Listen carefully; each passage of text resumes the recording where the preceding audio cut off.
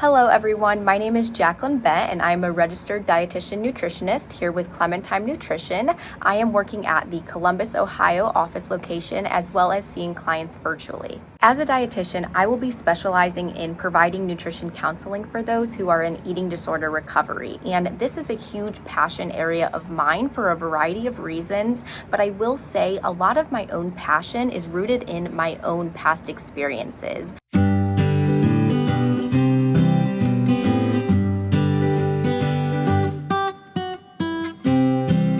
Growing up, I was exposed to diet culture at a very young age and really did struggle with my relationship with food. I was fortunate enough to have the opportunity to be able to meet with a registered dietitian and meet with a therapist as I was working to heal my relationship with food, and the profound positive effect that they had on me and on my relationship with food, my body, exercise, and everything as a whole was something that I wanted to be able to give back. I wanted to be able to have that positive impact on my own future clients and see them thrive rather than just survive as well. I also have found that there is quite a prevalent lack of access to care in the eating disorder recovery world, and this often leaves people struggling silently. And my hope is to really counter that and provide quality care for all of my clients and let them know that full recovery is possible and they are absolutely worth it. And now I want to touch on some common misconceptions that I see around eating disorders, because I think there is a lot of confusion around them,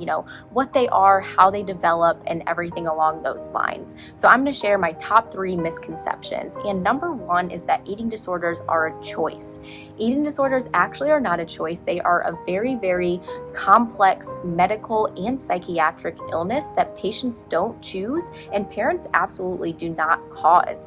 A lot of current research and experts in this field are demonstrating that eating disorders are actually caused by both genetic factors and environmental factors. So they are more of a biosocial cultural disease. A societal factor like the thin body ideal that we so often see in the media can be an environmental trigger that increases the risk for someone developing an eating disorder. Other environmental factors may include things like physical illnesses, childhood traumas around bullying or teasing, maybe for a child's weight, shape, or size, or just other life stressors overall.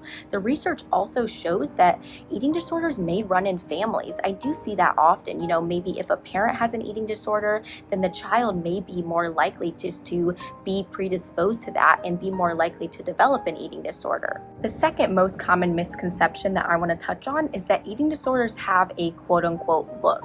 And it is unfortunate because in the media, we often do see eating disorders being portrayed by those who are in emaciated bodies or who are just extremely underweight and things like that. But the reality is you cannot tell if someone has an eating disorder solely by looking at them.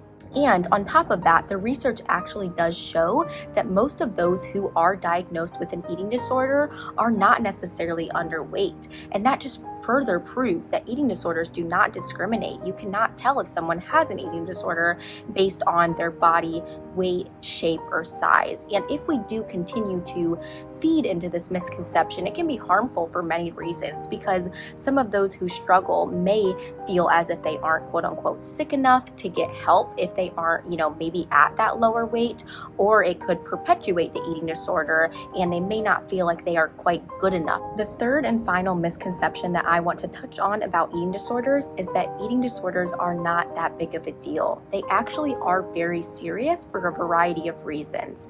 But one fact that I do want to point out is that eating disorders have the highest mortality rate of any psychiatric illness. And it actually has been shown that up to 20% of people who struggle with chronic anorexia nervosa will die as a result of their illness, which is a very serious and scary statistic to kind of think about.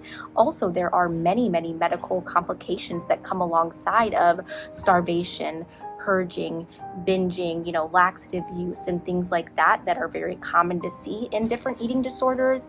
And also just overall, people that have eating disorders, because it is a mental illness, their quality of life really does struggle. There are many challenges that come alongside treating clients with eating disorders.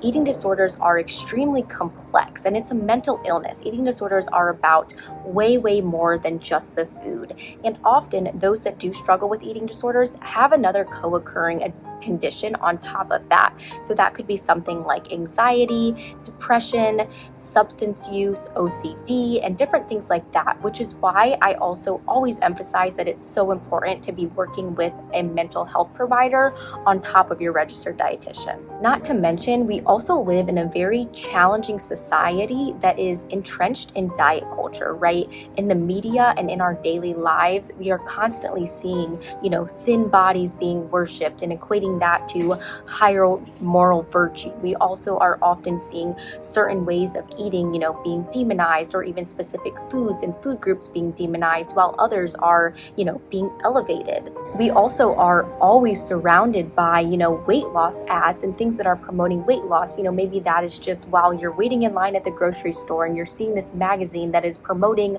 losing 20 pounds in 2 weeks and things like that, and just really promoting us to constantly be so hyper fixated on shrinking our bodies. And ultimately, encountering all of these messages can be extremely confusing and challenging and overall exhausting for those that are in eating disorder recovery. Now, I want to touch a little bit on what clients can expect in nutrition therapy and nutrition counseling if they do decide to work with me. And the first thing that I will say is clients should always expect a warm, welcoming, and non-judgmental space where they can feel comfortable and confident in their own skin.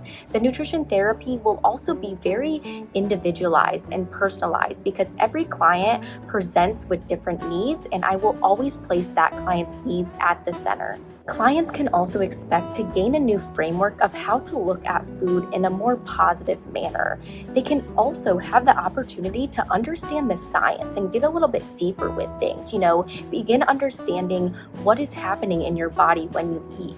Why do our bodies need these different nutrients? And that can help to decrease the fear around food. Clients will have the opportunity to have meal or snack time support or food exposure support with me when needed. Clients can look forward to working with me as a team in order to create an eating plan that optimally and adequately nourishes their body and leaves them feeling healthy, happy, and satisfied. Overall, it is my hope that each one of my clients really cultivates and gains a strong sense of trust with me as their provider, because I think that that is one of the most important things at the end of the day.